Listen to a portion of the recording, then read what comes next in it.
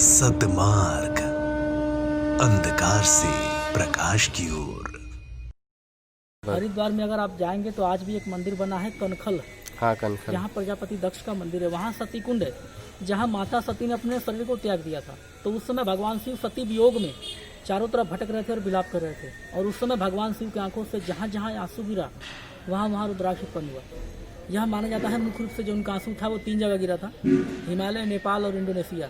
और आज भी सबसे ज़्यादा इन्हीं 3 जगह पर रुद्राक्ष निकलता है, जिसमें पहला पॉइंट पड़ता है उत्तराखंड, हिमालय। इस उत्तराखंड में अगर आप पहाड़ों में जाएंगे यहाँ से 150 किलोमीटर आगे तो एक जगह पड़ता है रुद्रप्रयाग, जहाँ पे रुद्राक्ष की खेती होती है। यहाँ 1 मुखी से 14 मुखी तक रुद्राक्ष आता है, नेपाल में 1 मुखी से 16 मुखी तक, और इंडोनेशिया में 1 मुखी से लेकर 21 मुखी तक रुद्राक्ष निकलता है। मुखी का मतलब समझते हैं आप लोग? रुद्राक्ष कैसा भी हो उसको ध्यान से देखना। आप लाइन्स होती हैं, जितने लाइन होती है उतने मुखी रुद्राक्ष बोला जाता है। तो जितने भी रुद्राक्ष निकलते हैं उन सब में जो सबसे इंपॉर्टेंट होता है, दुर्लभ होता है, वो होता है 1 मुखी रुद्राक्ष, जो 12 साल में एक झाड़ से सिर्फ एक ही फल आता है, जिसका लाखों रुपए देने पर भी सेल नहीं होता है, क्योंकि वह 1 मुखी भगवान शिव का तीसरा नेत्र माना जाता है। उसका सिर्फ दर्शन होता है। शास्त्रों में लिखा गया शिव पुराण में कि 1 मुखी रुद्राक्ष का दर्शन करना और 1000 मंदिर का दर्शन करना बराबर माना गया है। ऐसा? और उसके मात्र एक दर्शन करने से जाने अनजाने में कोई भूल, गलती या पाप होता है तो उसके दर्शन करने से ही सारे पाप खत्म हो जाते हैं। इसलिए इसका फेमस दर्शन वर्ल्ड में 3 जगह कराया जाता है।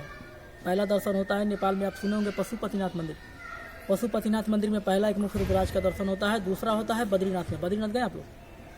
जब बद्रीनाथ का लोग दर्शन करने जाते हैं तो रास्ते में एक आश्रम पड़ता है, जोशी मठ आश्रम। उस जोशी मठ में आदि गुरु शंकराचार्य की तरफ से दूसरा दर्शन कराया जाता है।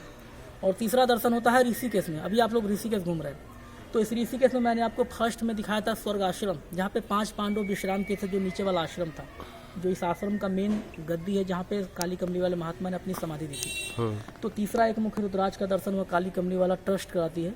दूसरा इसी रुद्राक्ष में जो सबसे बेटर क्वालिटी का बढ़िया रुद्राक्ष होता है वो होता है पंचमुखी, जिसकी माला बनती है। यह रुद्राक्ष यहाँ से लेकर आप अपने शहर में भी देखे होंगे, लगा जगह जगह बिकता होगा, लेकिन थोड़ा डाउट रहता है वो असली है कि नकली है। तो 80% जो मार्केट में बिकता है वह कच्चा दाना होता है, डुप्लीकेट नहीं होता है। जैसे जो हवा धूप के कारण कच्चा फल नीचे गिर जाता है उसको भद्राक्ष बोला जाता है, और जो रुद्राक्ष झाड़ पे ही पक जाता है वो पक्का रुद्राक्ष कहलाता है।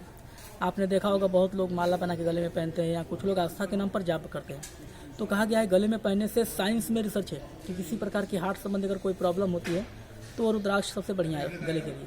लेकिन उसी माला पे दूसरा रिसर्च है बाबा रामदेव जी का आयुर्वेद में। उनका रिसर्च है कि अगर आपके पास कोई अगर ओरिजिनल रुद्राक्ष अगर है तो मिट्टियाँ तांबा का बर्तन लेंगे, उसमें पानी भरेंगे और पूरी माला को उसमें डाल देंगे।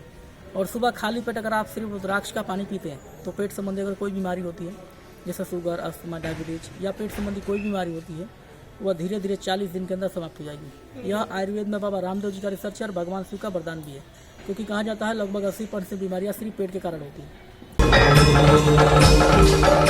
सद्मार्ग, अंधकार से प्रकाश की ओर।